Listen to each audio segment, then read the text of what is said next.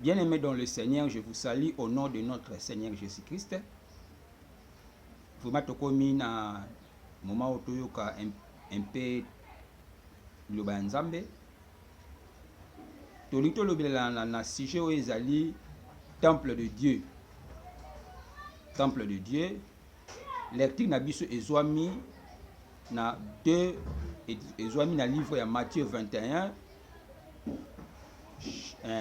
Matthieu 21, verset 12. Deuxième livre, va na 1 Corinthiens, chapitre 6, verset 20. Wana yo ozali kolanda nga okoki kozwa Biblia po otanga yango. Na livre ya Matthieu, kuna tomoni Jésus-Christ akotaki na kati ya temple.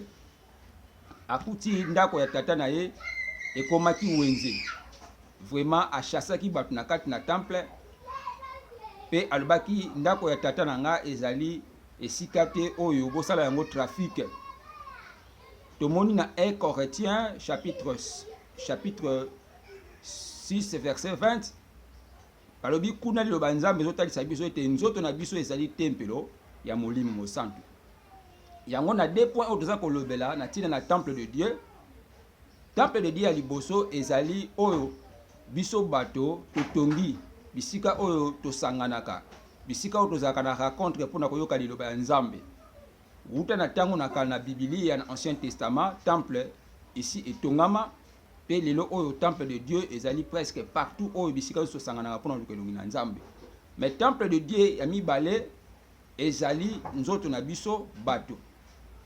Bien aimé, ya liboso na premier point na oyo etali temple de Dieu ezali tina mingi, importance mingi, eloko ya motu ya koyeba ete ndako na nzambe ezali esika oyo esengeli to respecter yango. Ndako na nzambe ezali esika ya blasphème te. Maison de Dieu ezali esika ya blasphème te. Puisque nzambe oyo tozali kobondela butu na moi azali nzambe oyo azali nzambe ya kimia, azali nzambe ya bolingo, azali nzambe oyo azali saint, azali nzambe oyo alingaka mabungi te kati na bato, azali nzambe oyo alingaka masumu te. Alors esika pe oyo toza kokende koluka elongi na nzambe, esika oyo toza kosambela nzambe esengeli esika wana pe ezala petwa. C'est pourquoi na kati na ndako na nzambe jamais tokoki komela bamasanga na kati na ndako na nzambe. C'est pourquoi na kati na ndako na nzambe jamais tokoki kosala wenze esika oyo ezali trafic, tosala ba n'importe quoi, tosala oyo ezali ba sentiment ba pose ya nzoto na biso na kati na ndako na nzambe. Exemple ezali na kati na Biblia, ye moko Jésus achasaki ba vendeur na kati na temple. Bien aimé ezali tina monene ya koloba ete ndako na nzambe il faut to respectaka yango. Ndako na nzambe il faut to honoraka yango parce que ezali esika oyo tokenda kokuta na nzambe oyo azali petwa. Ndenge nini toko respecter ndako na nzambe?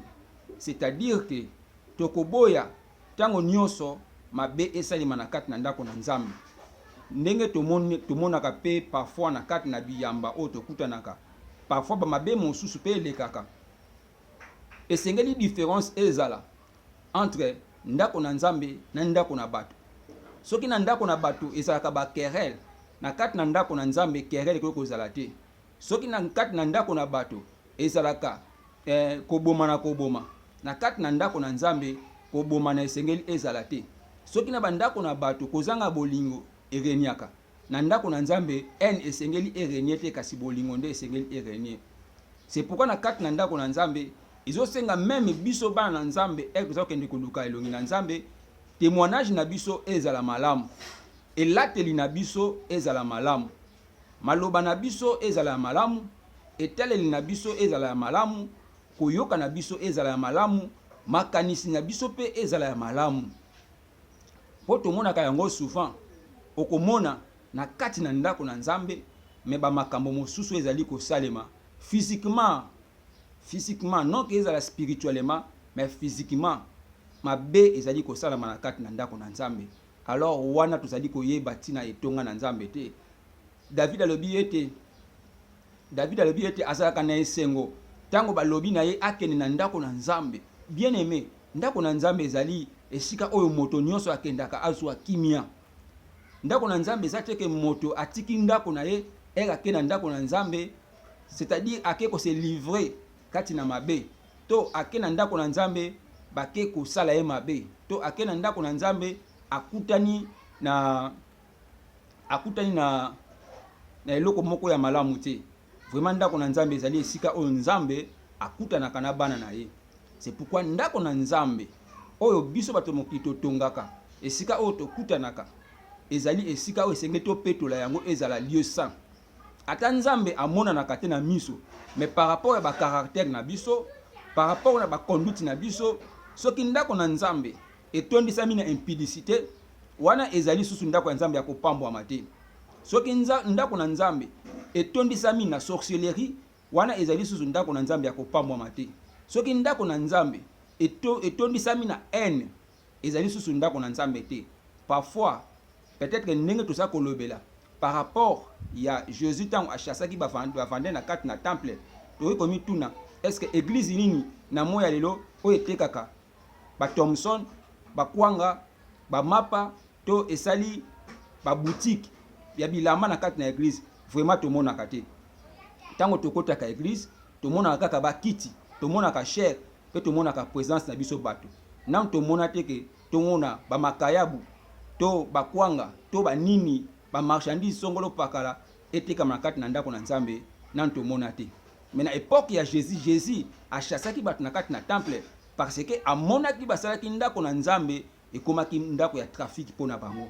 Bien aimé, malgré biso lelo oyo soki tosalaka yango te par rapport na oyo ezalaki na tango na Jésus, mais par rapport na oyo biso tosalaka, c'est-à-dire que ezana biloko mosusu oyo to détruiraka ndako na Nzambe.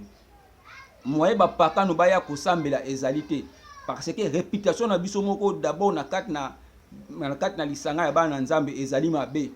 Parfois komona ko yinana kati na bana na Nzambe, parfois komona ko bomana kati na bana na Nzambe, parfois komona ba détournement kati na bana na Nzambe. Alors ezali kotalisa ete ndako na Nzambe ezali soué, ndako na Nzambe ezali ya kobeba.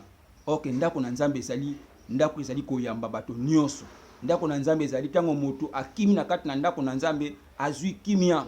C'est pourquoi Jésus a chassé qui ba vendre na kati na temple abiete ndako ezali ndako ya tata nanga. Bien aimé, to honorer ndako ya Nzambe, to respecter ndako na Nzambe.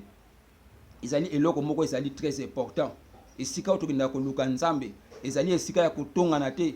Parfois komona mate ezali kote yama, mais quelque part bandi mosusu bazali kotongana. Plein de cultes, bien aimés. Nous devons changer. Il faut changer de comportement. Et c'est que to mema mokili na kati na ndako na Nzambe. Kasi tango to na kati na ndako na Nzambe, tozwa nyonso ya mokili, to tika yango sima. To landa Nzambe na bosolo. Parce que David ayebaki importance ya ndako na Nzambe. Bien aimé, esika bitambi ya bana na Nzambe eniataka. Kati na ndako na ye, bien aimé, babikisamaka. Alors, soki ndako na Nzambe tozali ko détruire yango, to komisi yango esika moko ya ba rencontre, esika moko ya ba impudicité, tozoye ba rôle na biso te, chrétienne aza koyeba na te. Na kati na ndako na Nzambe kolingana ekoti, na kati na ndako na Nzambe impudicité ekoti. Bien aimé, kobana banganga na Nzambe pe kino na ba fidèle.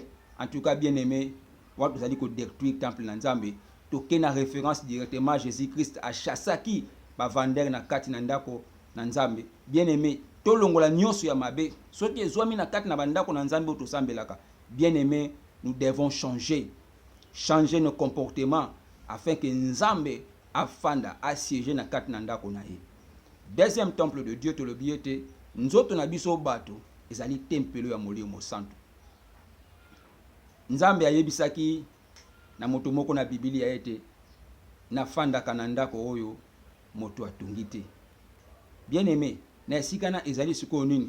Nzambe comme Nzambe aza créateur oyo a créé temple na ye afin que ye moko afanda. Elingi koloba nini?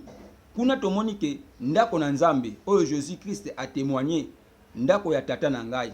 wana ezali identité ya bonzambe epai na bato oyo batongelaki nzambe ndako esika oyo ya bokutani, c'est-à-dire que esika oyo Saint-Esprit azoya kosala kati na bato ezali kozwa exemple ya mobeli oyo abelaki 38 ans balobi nzambe andaki kotinda ange wana soki aye akoningisa mai, soki aningisi mai moto akokita moto na liboso akobikisama, c'est-à-dire que ezali grâce ya nzambe kati na biso tango tokendaka église comme temple de Dieu tokoki koloba ezali esika nde grâce ya nzambe efandi oyo soki oye na ba problème na yo esengeli obikisama, so oyaki ozangaki kimia esengeli ke ozwa kimia, ezali esika ya rencontre na nzambe grâce na ye ekita esala katikati na biso. Mais po ete nzambe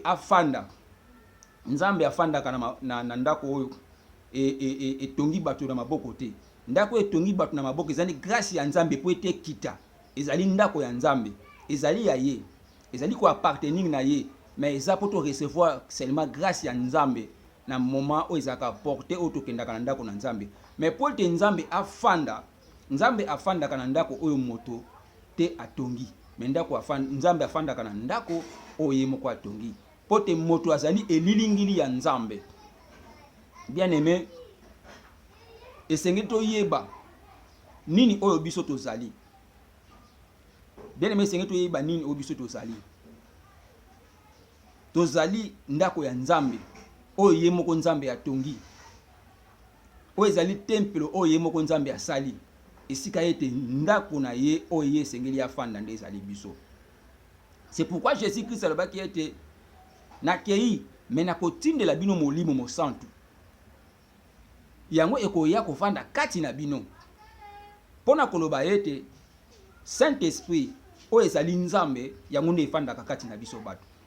Saint-Esprit efandaka na kati na eloko ezali matériel te, mais Saint-Esprit efandaka na nzoto na moto sur les points spirituels, parce que Saint-Esprit yango ekoya kofanda kati na yo ekobalana na molimo na yo, soki ebali na molimo na yo nde koyeba kokonduire yo sikoyo na basensi ya malamu. C'est pourquoi nzoto na biso bato ezali nzoto ya kose sacrifier pona kosala masumu te, kasi nzoto na biso bato ezali nzoto ya kose sacrifier pona kosala oyo ezali digne na miso na nzambe. C'est pourquoi moto azotambola na mabe, c'est pourquoi moto azotambola na masumu azali moto oyo akofandisa jamais Saint-Esprit kati na ye. C'est pourquoi moto azoboma, c'est pourquoi moto azoyina, c'est pourquoi moto azofinga, moto azosala makambo nyonso oyo nzambe alingaka te, nzambe akoki kofanda kati na ye te. Pourquoi nzoto na biso bato esengeli ezala temple ya molimo santu? Parce que Jésus-Christ atalaki conduite na bato ezali mabe. Mabe yango ebandi lelo te, mabe yango ebandi utakala.